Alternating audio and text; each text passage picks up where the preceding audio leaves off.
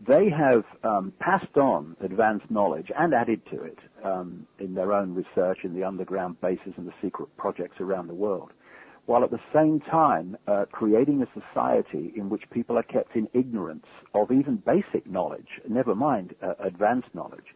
And they use this to manipulate people, not just mentally and emotionally, though that's the fundamental bottom line of the whole thing, but also physically. I came across, to give you an example of this, I came across a story in Britain a couple of weeks ago now, and it was about two professors, academics with big, long histories of research into drugs' effects on the body and cancer research.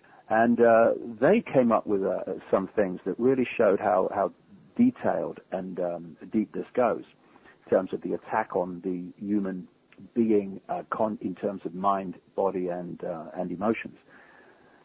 Cancer treatment today is the equivalent of a Stone Age man with a club. You know, you want to cure a headache, well, smack the guy on the head and make him senseless, no headache, because chemotherapy doesn't kill cancer cells, only it kills cells.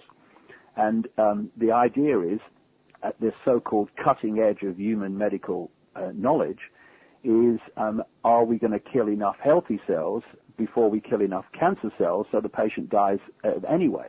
So what they've been trying to do, some researchers anyway, is find something they can put into cancer cells which allows the drug only to affect cancer cells and not the healthy cells. But what these two professors have found between them is that already the human body has that naturally. What they found is that in cancer cells is an enzyme which they've called CYP1B1, and it's only in cancer cells. They've also found that in fruit and vegetables of certain kinds, quite a lot, those that are subject to fungal attack, they produce something called sylvestrols.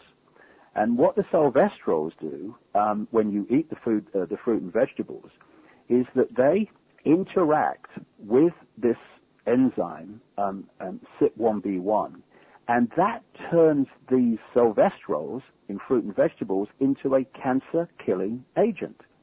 And because the CYP1B1 is only in cancer cells, it only affects cancer cells. The sylvestrols don't affect healthy cells at all.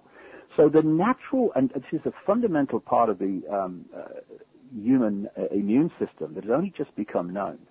When we were eating fruit and vegetables regularly, and not ones subject to chemicals and fungicides, we were being protected from cancer all the time, because when a cancer cell appeared, it had the CYP1B1.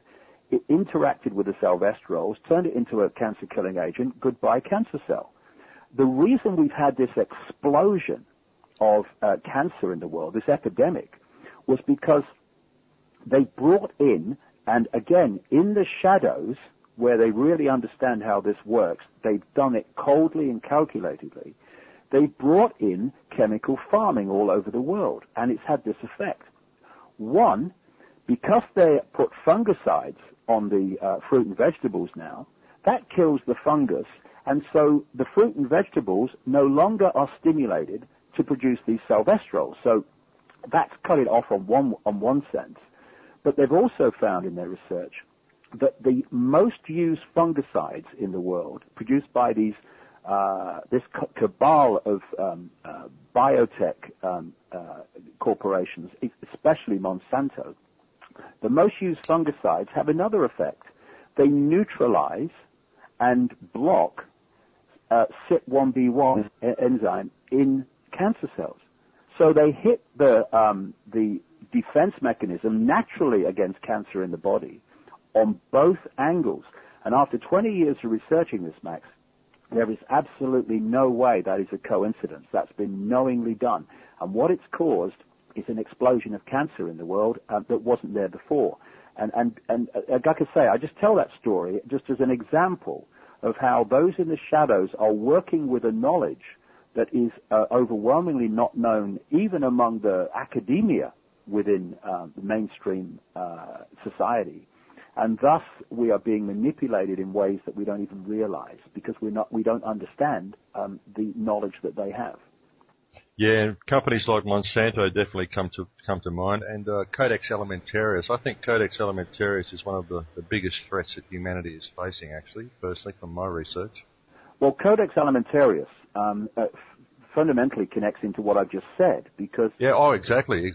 that comes from the angle of preventing us having the adequate doses and availability of food supplements, etc., to overcome the fact that our food is now not producing the nutrients that it normally did, and to bridge that gap, people are taking more and more food supplements. So Codex Alimentarius is designed to hijack that market and stop it being in any way effective in terms of bridging the gap.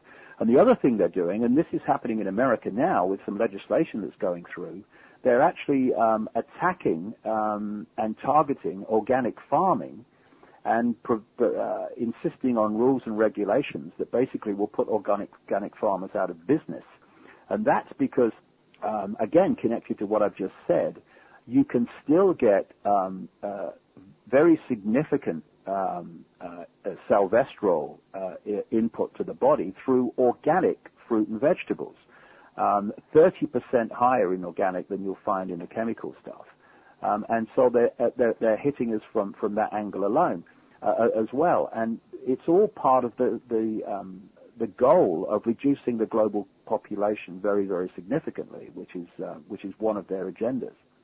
Oh, absolutely. I actually did a show about that a couple of weeks ago, Bill HR 875. I think alarm bells should be going off in people's heads with this, especially when at the same time we have the First Lady doing a groundbreaking at the White House, putting in the White House garden, where of course they're going to be growing organic food for the people in the White House. Yeah.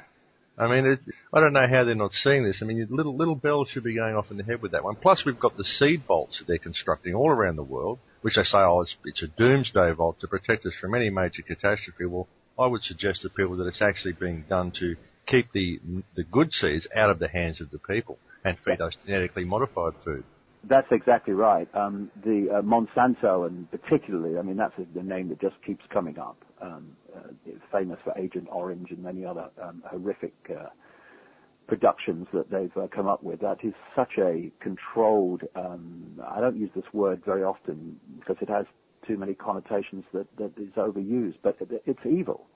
If you take the word evil, it's the opposite of live, it's the reverse of live. Well, that's what Monsanto is. And of course, what people need to understand about GM, genetically modified food situation, is that DNA affects DNA. And genetically modified food can genetically modify us, and that's the idea. Oh, absolutely, absolutely. And the tests they've done on these things, I mean, there is virtually no standards. I mean, anything that you do to food, if you add anything to it, change it in any way, then it's got to be labelled as a food additive. They go in and they change this stuff on a DNA level, change the actual DNA of the food, and it just produces whatever, and there's no guidelines at all. And they say, oh, well, it's a similar protein to the one we're eating, so we'll just go with that, you know. But it's very, very dangerous. Yeah, the thing is that because of this pyramid structure that they've come up with, both for society in general and individual organizations, you've got the people lower down who are physically producing this stuff, if you like, who are completely unaware of what they're actually doing. You know, they're probably feeding their own families GM food and telling them it's safe because the expert at Monsanto told me today. But as you go up the pyramid to the people who are really in the know, they are coldly, calculatedly attacking the human entity mentally, emotionally, and physically. And GM food is in so many ways the jewel in their crown of this attack on the human being.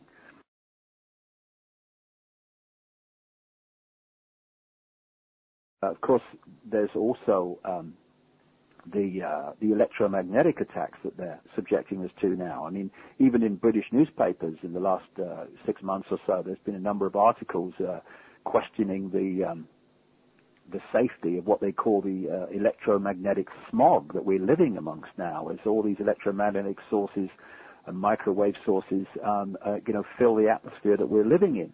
And when you think that the human body is an electrochemical organism, and it depends for its health on a electrochemical balance that it's natural to its optimum health, any chemical or electromagnetic, electrical disruption to that balance is going to manifest itself as dis-ease, disharmony, and therefore illness. And so that's why, again, from the point of view of the shadow people who are doing this in full knowledge, is why we are being subjected to these electrochemical attacks to disrupt the human entity.